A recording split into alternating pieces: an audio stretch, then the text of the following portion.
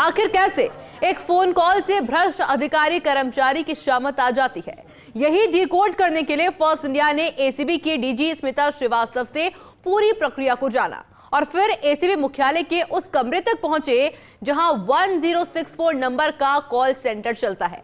यहां प्रवेश पाना इतना आसान नहीं है। ये स्पेशल रिपोर्ट देखिए।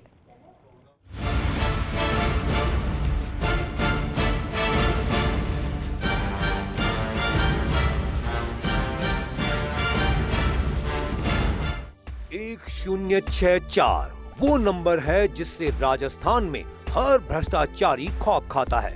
घूस लेने वाले आईएएस, आईपीएस से लेकर बड़े बड़े अफसर कर्मचारी इस नंबर पर शिकायत के चलते ही जेल की सलाखों के पीछे हैं।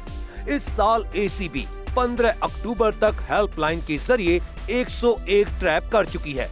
राजस्थान एसीबी की इस वर्किंग को फॉलो करने के लिए यूपी, हरियाणा, दिल्ली, पंजाब, उत्तराखंड सहित कई राज्यों की टीमें ट्रेनिंग ले चुकी हैं।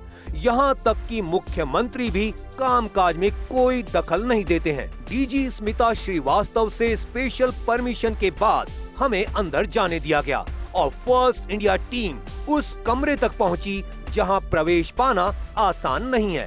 परिवादी की हर कॉल को गुप्त रखा जाता है। यहाँ ना तो किसी मंत्री विधायक को एंट्री दी जाती है और ना किसी बड़े से बड़े अधिकारी को प्रवेश। फर्स्ट इंडिया टीम कमरे में दाखिल हुई तो सीआई रीना मिस्त्री और 2 सिपाही 1064 पर आ रही शिकायतें नोट कर रहे थे। फर्स्ट इंडिया टीम ने करीब 6 घंटे तक वहां पूरा प्रोसेस जाना। ग्राउंड पर रियलिटी चेक भी किया कि आखिर परिवादी की कॉल को एसीबी कैसे रिस्पॉन्स करती है। राजस्थान में एसीबी ने बहुत अच्छे ट्रैप किए हैं, बहुत महत्वपूर्ण ट्रैप किए हैं, परंतु 1064 हेल्पलाइन और जो हमारी व्हाट्सएप हेल्पलाइन है जिसके नंबर है 9413502834, इसके बनने के बाद में एक व्यक्ति जो परिवादी है जो रिमोट एरियाज में है वो भी व्यक्ति अब एसीबी को अप्रोच करने के लिए बहुत सहज है, उसके लिए बहुत सुलभ है कि वो जस्ट एक कॉल करता है और हम उसे यहाँ से रिस्पॉन्ड करते हैं। नंबर 1064 की वर्किंग प्रोसेस। परिवादी का कॉल आने पर 2 रिसीवर से होती कॉल अटेंड। जहां भी पहले घंटी बजती उसका ड्यूटी अफसर रिसीव करता कॉल। कॉल रिसीव करते ही सलीके से संबोधित करते हैं ड्यूटी अफसर। सर नमस्कार, राजस्थान एसीबी 1064 से बात कर रहे हैं, बताइए आपकी क्या शिकायत है। परिवादी को यह भरोसा दिलाया जाता है कि आपकी डिटेल कहीं भी लीक नहीं की जाएगी। सिपाही परिवादी से पूरी डिटेल पूछता है जिसे कॉल के दौरान ही एक रफ रजिस्टर में नोट करते हैं। कॉल को रिकॉर्ड भी करते हैं ताकि कोई डिटेल छूट जाए तो फिर से नोट कर सकें।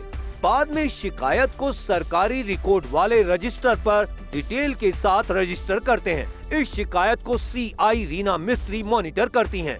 फिर एसीबी डीजी के पास भेजा जाता है। ट्रैप से पहले साक्ष्य जुटाती एसीबी। एसीबी शिकायत मिलने के बाद परिवादी के संबंधित क्षेत्रीय अधिकारी का नंबर देती। संबंधित अधिकारी को भी कॉल सेंटर से फोन कर परिवादी का नंबर दिया जाता।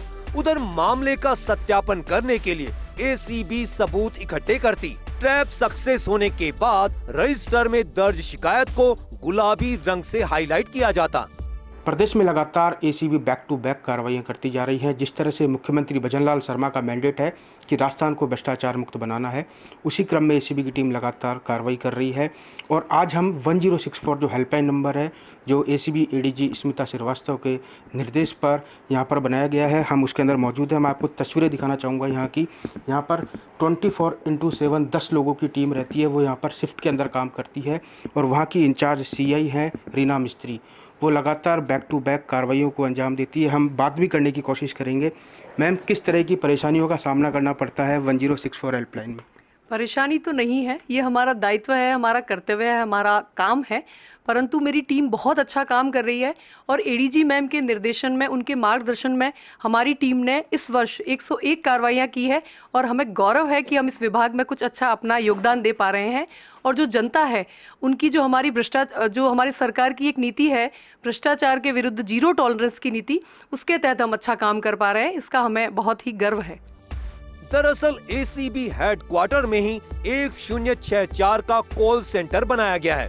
पूरे राजस्थान में कहीं से शिकायत के लिए कॉल करते हैं तो यहीं पर कॉल रिसीव होती है। उधर फर्स्ट इंडिया टीम जब पहुंची तो सीआई रीना मिस्त्री एक शिकायत के बारे में कांस्टेबल से फीडबैक ले रही थीं। कमरे में 2 अन्य सहयोगी कार्मिक भी मौजूद थे। काम करने के लिए 4 डेस्कटॉप, दर्जन भर फाइलें, 4 हेडफोन और 2 कॉल रिसीवर थे। महज 6 घंटे के दौरान हमारे सामने एसीबी अधिकारियों ने 100 से अधिक कॉल रिसीव किए। क्योंकि एसीबी परिवादी की जानकारी लीक नहीं करती, इसलिए केवल उसी पार्ट को ही हम यहाँ बता रहे हैं जो वर्किंग समझाने के लिए जरूरी है।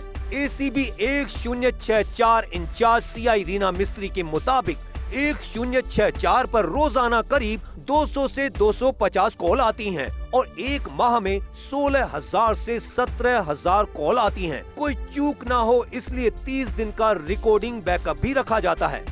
कॉल सेंटर में कार्मिकों का ड्यूटी टाइम। कॉल सेंटर पर होता है 10 लोगों का स्टाफ।